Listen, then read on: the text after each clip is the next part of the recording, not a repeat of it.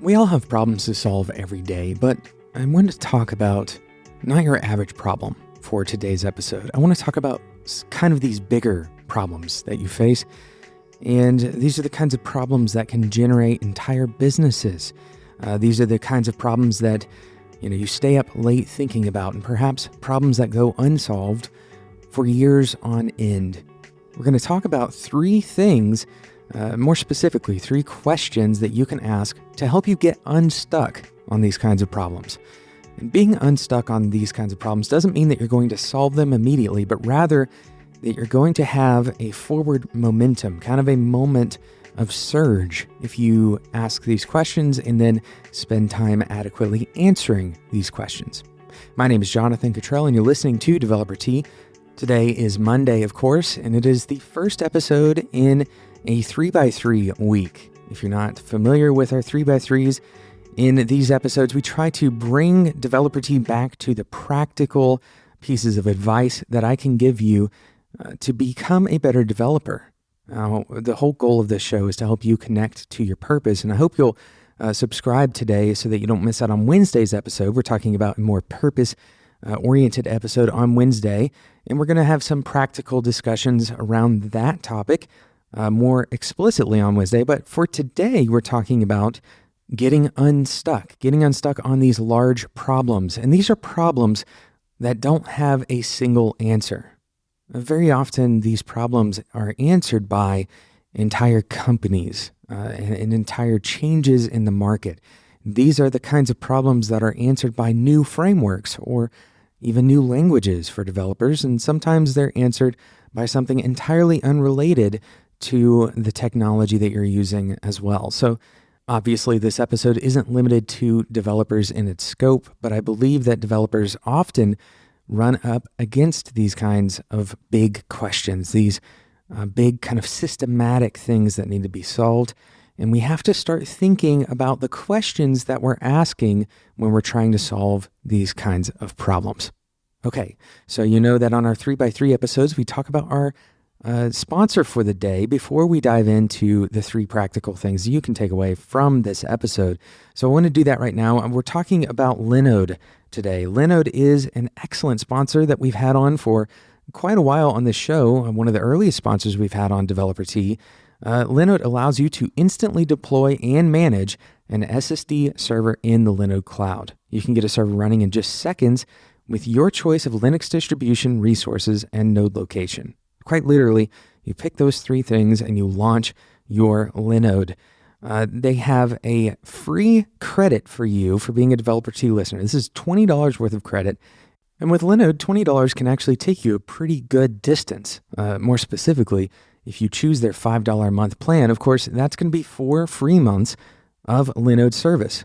This is enough to learn a lot about Linode. Imagine this being kind of your trial period to decide if you like the way that Linode works. This is an excellent way for you to do that. So $20 worth of credit, that's 4 free months. We'll give you the code in just a moment, but I want to tell you a few more specifics. They have 10 data centers. Their plans start at a gigabyte of RAM for $5 a month. We've already covered that.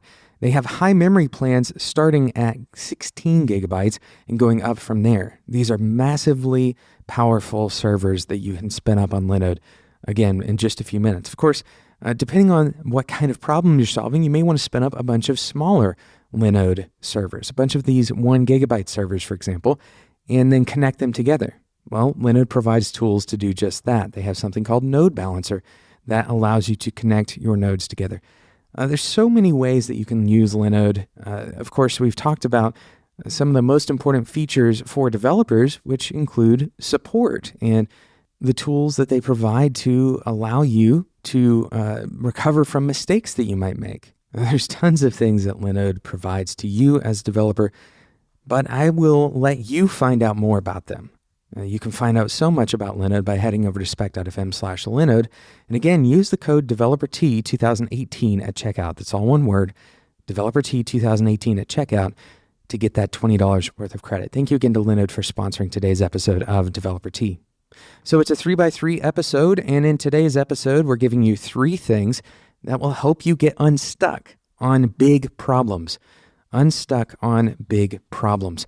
So let's jump straight in. Number one, the number one question that you should be asking to get unstuck on a big problem. What will seem obvious once this problem has been solved that doesn't seem obvious today? When we look at most great inventors, the things that they invented on the other end of that invention, they seem fairly obvious. And part of the reason for this is because in hindsight, everything that we see seems to make sense. We create this narrative representation of how something came about, but ultimately, this isn't the way things occur. For example, if you think about the telephone, it seems obvious that we would use some kind of electrical current in order to communicate. But when we look back in time, it's very difficult to recapture the perspective that we had before something occurred. It's very difficult to unwind that narrative in our minds. So it's important to put some energy into the opposite direction, trying to figure out what we will look back and decide was obvious into the future. Now, of course, this isn't incredibly easy by any means, but the way that we look at the world today when we try to generate new ideas, sometimes this is much better served if we look back from the future. And sometimes this requires more investment, more mental investment in understanding trends and perhaps even understanding unrelated industries and how those industries collide. But looking into the future and trying to look back from that vantage point, this is the same concept. You've probably heard the phrase, start with the end in mind. This is the same concept, just from the perspective of problem solving. So what will we look back and determine was obvious in the future? The number two question that I want you to ask in order to hopefully get unstuck on a problem is, what shared principles can I learn from an already learned problem? What shared principles can I learn from an already learned, already solved problem? And really, this is going to help you do what we said in number one. This is going to help you kind of jump into the future and look backwards. Because what you'll find is that as you uncover these principles, they will seem to kind of give you the clear deficiency. They'll point to a clear deficiency in the current way that things are solved. So, solutions have shared underlying structures. We use metaphors, we use abstraction to understand how the various problems may be similar, kind of the bones inside of the problem, not necessarily the way the problem is solved at the surface level, but rather the underlying structures that are similar. This is exactly why we learn things like data structures and algorithms as developers, because it helps us recognize the shape of a problem rather than the specifics of the problem.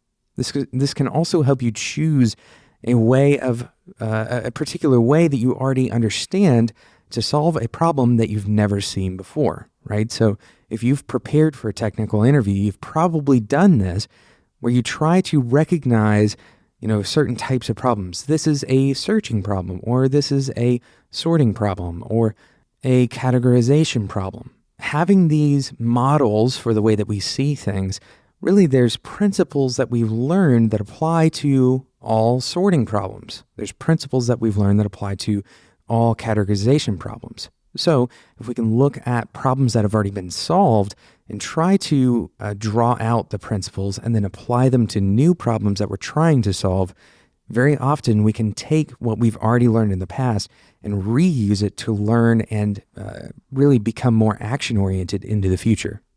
And the last question I want you to ask when you're trying to solve a problem, and really this applies to smaller problems as well, is very simple. What was I doing when I got stuck? Another way of wording this problem is, what is the origin of the issue? When did this issue become exactly that? What was the environment like when the issue arose? What are the surrounding problems that may be exacerbating this particular problem? Whenever you lose something, isn't it always the common advice to retrace your steps? Perhaps in a problem scenario, it helps to retrace your steps in a similar way. So back up and look at what you've tried. This kind of problem solving is often what rubber duck debugging actually does, right? It forces you to retrace the steps that you've already taken and realizing that you took a step that you shouldn't have, for example, or maybe you forgot to take a step that you should have. By putting your mind back in the moment where things went wrong, you might see a different path you can take. But be certain that the moment you transport to is the correct one. And when in doubt, you should go further back to when you knew things were working correctly. This is really kind of a root analysis, a root cause analysis, right? If you're solving a creative problem, try to understand the driving reason that the problem exists in the first place.